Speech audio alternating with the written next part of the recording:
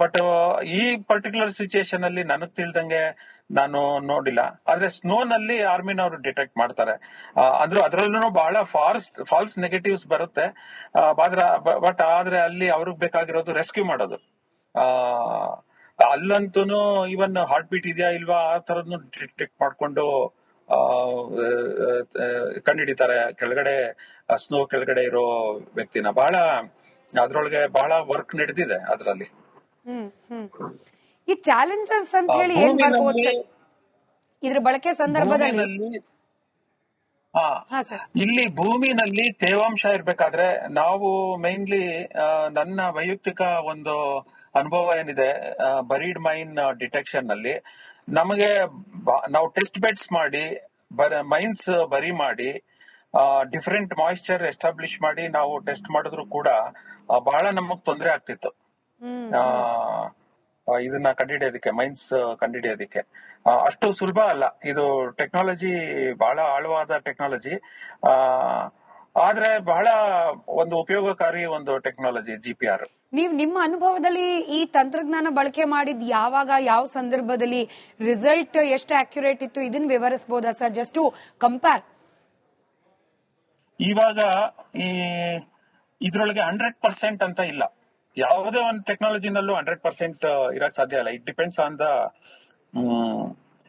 ನಾವು ಯಾವ ಸಿಚುಯೇಷನ್ ಅಲ್ಲಿ ಯೂಸ್ ಮಾಡ್ತೀವಿ ಅಂತ. ಇವಾಗ ಬರೀಡ್ ಮೈನ್ಸ್ ಅಲ್ಲಿ ತುಂಬಾ ಪರಿಣಿತಿ ಇವಾಗ ಸದ್ಯಕ್ಕೆ ಬಂದಿದೆ.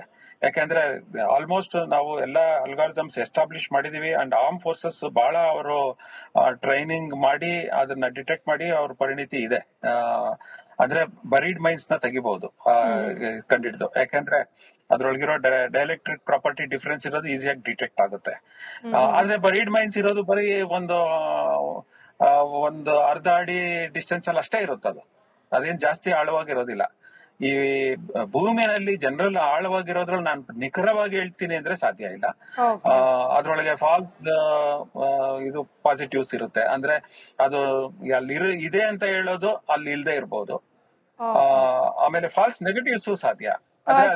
ಕಡೆ ಪ್ರಶ್ನೆ, ಇದನ್ನ ಮೀರಿ ಇನ್ನೇನಾದ್ರೂ ಆಪ್ಷನ್ಗಳಿದೆಯಾ? ಯಾಕಂದ್ರೆ ಇನ್ ಕೇಸ್ ಈ GPR ನಲ್ಲೂ ಕೂಡ ಏನು ಪತ್ತೆ ಆಗದೆ ಹೋದ್ರೆ, ನಾನು ಹೈಪೋಥೆಟಿಕಲ್ ಪ್ರಶ್ನೆ ಕೇಳ್ತಿದ್ದೀನಿ, ಬಟ್ ಸ್ಟಿಲ್ ಇನ್ ಕೇಸ್ ಇದನ್ನ ಮೀರಿ ಇನ್ನೇನಾದ್ರೂ ಬಳಕೆ ಮಾಡ್ಕೊಳ್ಳಿಕ್ ತಂತ್ರಜ್ಞಾನದಲ್ಲಿ ಆಯ್ಕೆಗಳಿದೆಯಾ ಅಂತ? ಇಲ್ಲ, ಇಲ್ಲಿ ನೀರಿನ ಅಂಶ ಇದ್ರೆ GPR ವರ್ಕ್ ಆಗೋದಿಲ್ಲ. ಯಾಕೆ ಅಂದ್ರೆ GPR looks for barriers and then if any conductive material is there ಅದು ರಿಫ್ಲೆಕ್ಟ್ ಆಗುತ್ತೆ. ಸೊ ಅದರಿಂದ ನೀವು ಪೆನೆಟ್ರೇಟ್ ಮಾಡಕ್ ಆಗೋದಿಲ್ಲ. It doesn't penetrate. ಅದಕ್ಕೆ ಡ್ರೈ ಇದ್ದಷ್ಟು ಒಳ್ಳೇದು.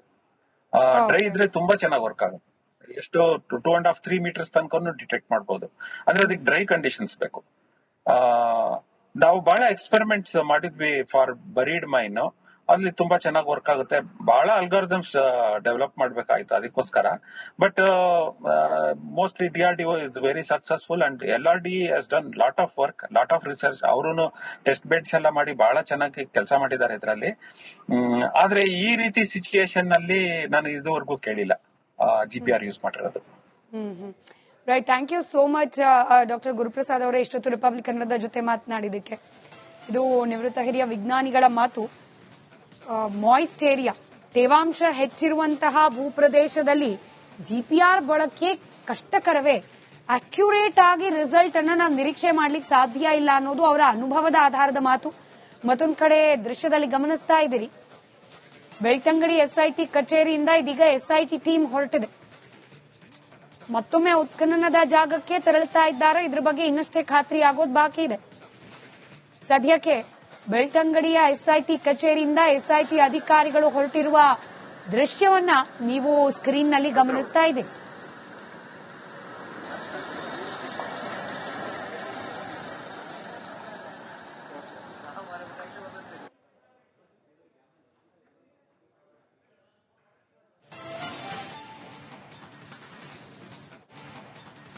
ಹದಿಮೂರನೇ ಪಾಯಿಂಟ್ ನಲ್ಲಿ ಉತ್ಖನನ ನಡೆಯೋದು ಇವತ್ತು ಬಹುತೇಕ ಡೌಟ್ ಅಂತ ಹೇಳಲಾಗ್ತಾ ಇದೆ.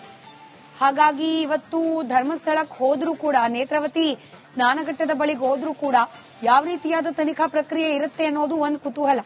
ಈ GPR ಸಿಸ್ಟಮ್ ಅಂತೂ ತಕ್ಷಣಕ್ಕೆ ಸಿಗೋ ಸಾಧ್ಯತೆಗಳು ಕಡಿಮೆನೆ. ಬಟ್ ಈ ಪರ್ಟಿಕ್ಯುಲರ್ ಸಿಚುಯೇಷನ್ ಅಲ್ಲಿ ನನಗ್ ತಿಳಿದಂಗೆ ನಾನು ನೋಡಿಲ್ಲ.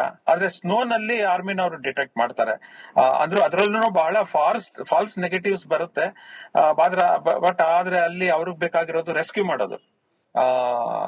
ಅಲ್ಲಂತೂ ಇವನ್ ಹಾರ್ಟ್ ಬೀಟ್ ಇದೆಯಾ ಇಲ್ವಾ ಆ ತರದ್ನು ಡಿಟೆಕ್ಟ್ ಮಾಡ್ಕೊಂಡು ಕಂಡುಹಿಡಿತಾರೆ ಕೆಳಗಡೆ ಸ್ನೋ ಕೆಳಗಡೆ ಇರೋ ವ್ಯಕ್ತಿನ. ಅದ್ರೊಳಗೆ ಬಹಳ ವರ್ಕ್ ನಡೆದಿದೆ ಅದ್ರಲ್ಲಿ. ಈ ಚಾಲೆಂಜರ್ಸ್ ಅಂತ ಹೇಳಿ ಏನ್ ಬರ್ಬೋದು ಸರ್ ಇದ್ರ ಬಳಕೆ ಸಂದರ್ಭದಲ್ಲಿ?